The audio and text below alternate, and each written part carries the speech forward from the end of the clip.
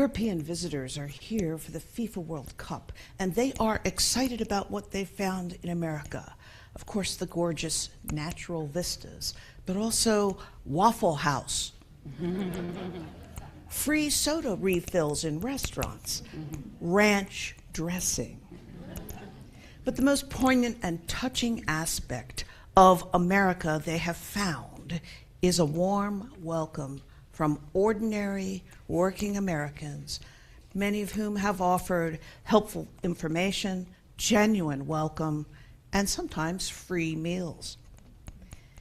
Now, we know America isn't perfect, and we know that not every American is welcome to every visitor.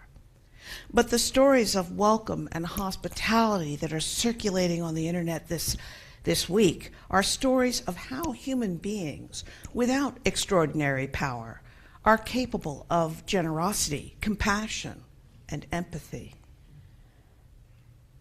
This year, 2026, America celebrates the 250th anniversary of the Declaration of Independence. And today, June 14th, Flag Day, recalls the adoption of the first official flag, of the United States. The Continental Congress, nearly a year into the American Revolution, passed a resolution declaring the design and colors of the flag on June 14th, 1777. The resolution said, resolved, that the flag of the United States be 13 stripes, alternate red and white, that the Union be 13 stars, white in a blue field, representing a new constellation. A new constellation. Yes, the troops under General Washington needed a recognizable emblem on the battlefield. Other sovereign nations, including the Native American nations, needed a clear indication of the nationality of American troops, merchant vessels, naval vessels, and privateers. But the flag was something more than just a symbol to identify who the people carrying it were. The new constellation of stars, the 13 stripes, symbolized the unity of the colonies that now were struggling for self-determination. Various state and local militias, even different brigades, were carrying different flags. Many used the red, white, and blue colors that evoked the British flag. Perhaps the most common was one with a small British flag in the corner that now holds America's stars. The new flag kept the colors but dropped all hint of the British emblem, replacing it with that new constellation. This is the flag that people began calling Old Glory. What did Old Glory stand for to those who designed it, to those who carried it forward into the American Revolution? It was not merely a symbol of unity. They hadn't started a revolution and designed a flag because they wanted the 13 colonies to be unified. They weren't forming a social club. No. The unity came about because the only path to liberty was if they acted in solidarity with one another. As Benjamin Franklin put it, we must hang together or we will certainly hang separately. The new constellation stood for the American dream. It stood for a nation founded on the idea that human beings have inherent rights, that ordinary people can be self-determining and self-governing, that they can have a government without having a king. Less than a year before the Continental Congress adopted Old Glory, it had adopted the Declaration of Independence that Thomas Jefferson drafted and the Continental Congress signed on that momentous July 4th, 250 years ago. When Jefferson took office in 1801, the reasons for the American Revolution were fresh in living memory, because there was no need for a flag without the principles it represents. No king, governance through elected leadership constrained by the rule of law, individual liberties enshrined in the Constitution, freedom of religion, freedom of speech, due process, trial by jury, and the right of habeas corpus so that no person could be detained without public disclosure and public trial. That's what the flag meant, Old Glory. And that meaning has been tested and challenged again and again. There's a story about freedom and the flag. This story has intrigued me for many years, but it's also an important story, especially today. And with one eye on the clock, with all that we've been doing in this service this Sunday morning, I see it's getting close to the time when I normally conclude the service. So please, if you want to hear this story, would you give me a show of hands in favor of hearing it? Okay, then I will continue, and my apologies if we go a few minutes over. By 1935, many school districts in America used some form of the Pledge of Allegiance as the start to the school day. Congress didn't adopt it until 1942, and even then, Congress didn't include the words "under God," which were added in 1954, and which are the focus of an entirely different story. In 1935, Pennsylvania's Minersville School District required children to recite the Pledge of Allegiance and salute the flag as they did so. They used the flag salute, and that salute part is especially interesting. I will describe it, but I will not do it. Each child was to place their right hand over the heart and then extend that arm straight on a diagonal toward the flag. In 1935, some people probably knew that the flag salute was almost identical to the gesture used in Germany to salute Hitler. But the full significance of the gesture, the fascism, and the brutality it represented came years later. In 1935, Billy and Lillian Gobitis, children of Jehovah's Witnesses, were expected to salute the flag and recite the pledge each morning. They refused. Billy, then 10 years old, wrote a letter to the school board explaining why he refused to salute the flag.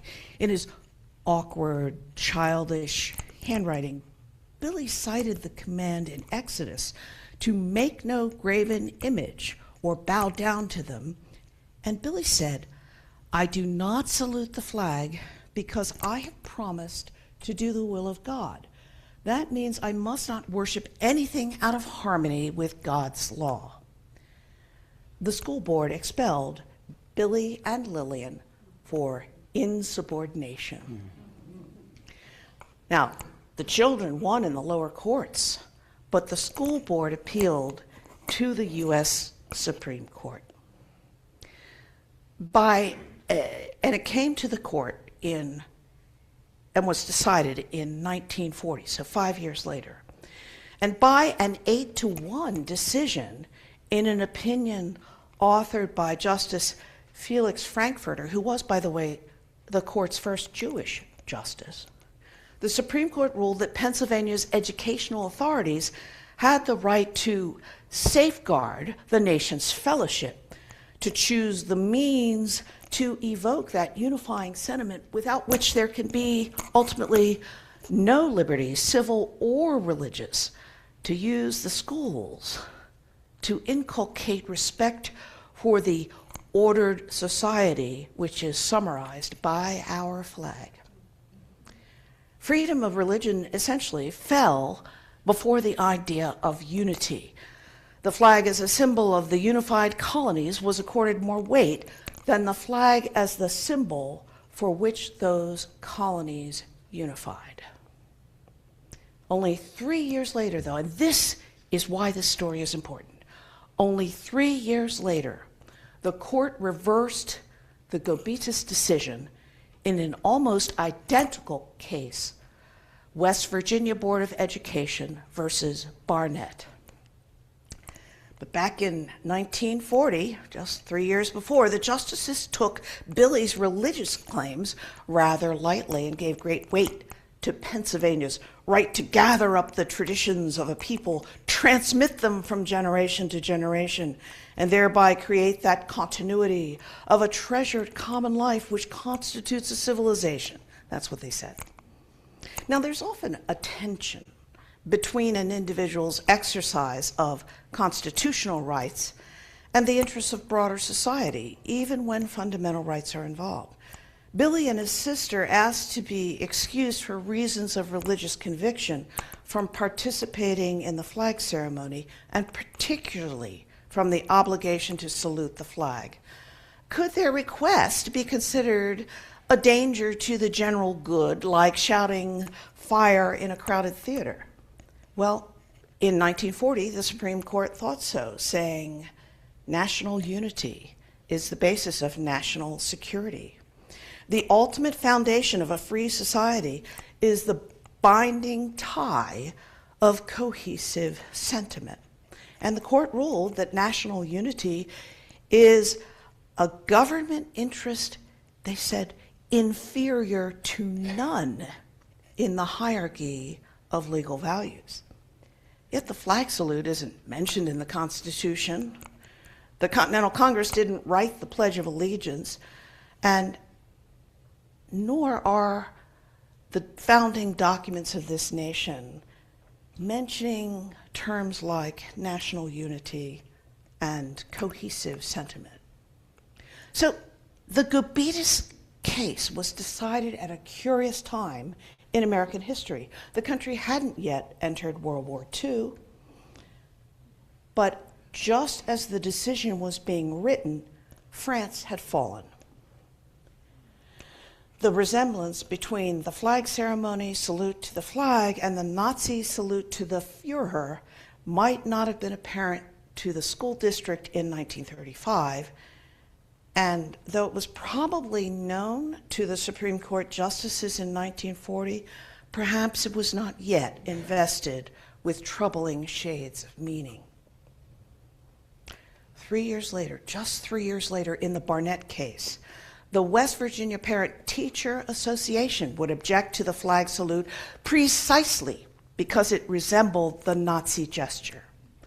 And since 1940, over those first 3 years after the decision, thousands of adult Jehovah's Witnesses had been arrested for refusal to salute the flag and viewed as traitors.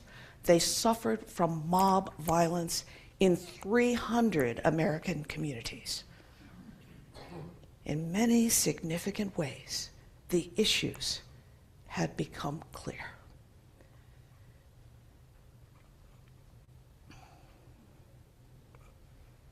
The Quaker William Penn, who founded Pennsylvania, had come to America after suffering religious persecution in England. One of his offenses was contempt of court for refusing to remove his hat. That wasn't something Quakers did. They routinely refused this and other signs of deference to authority for religious reasons, because God, in their view, was the authority. So William's refusal to doff his hat and little Billy's refusal to salute the flag spring from different religious tradition, but both refusals are religious dissent to a secular display of respect.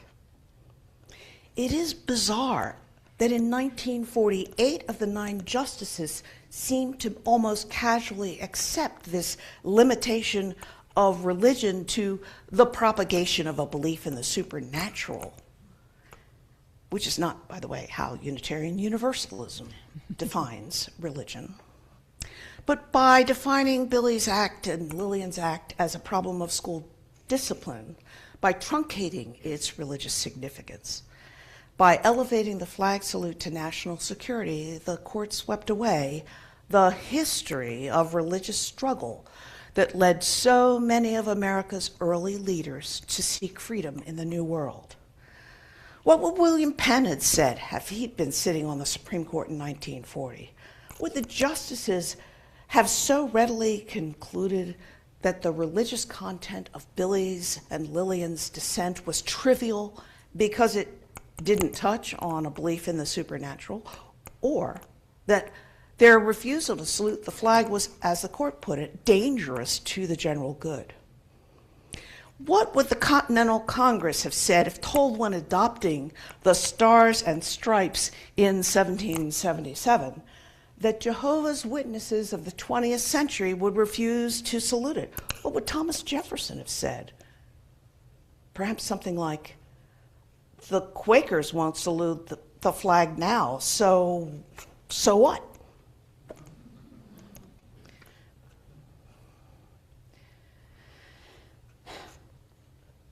President Abraham Lincoln, who struggled to preserve the Union, who resisted the separation of the Americans' experiment into North and South, was a lifetime believer in the power of civil dissent.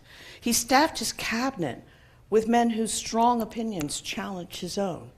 He said, "Destroy the spirit of liberty, and you have planted the seeds of despotism," there's that word, despotism, "at your own door." In the court term immediately following the Gobetis decision, Frankfurter noted in his journal that Justice William Douglas had told him that Justice Hugo Black had changed his mind about the Gobetis case. Black later said that he had second thoughts about Gobetis almost immediately. Frankfurter asked Douglas, "Has Hugo been rereading the Constitution during the summer?" Douglas replied, "No, he's been reading the papers." By the papers, Douglas certainly meant the newspapers, which were filled with stories of violence against Jehovah's Witnesses. On Flag Day, June 14th, in 1943, the Supreme Court, by a vote of 6-3, decided that the school could not expel children who, on religious grounds, refused to recite the Pledge of Allegiance or to salute the flag. By protecting the religious freedom of school children, the court said schools would teach them what the flag stands for: freedom of religion, freedom of speech, liberty. Justice Black wrote, "Words uttered under coercion are proof of loyalty to nothing but self-interest. Love of country must spring from willing hearts and minds."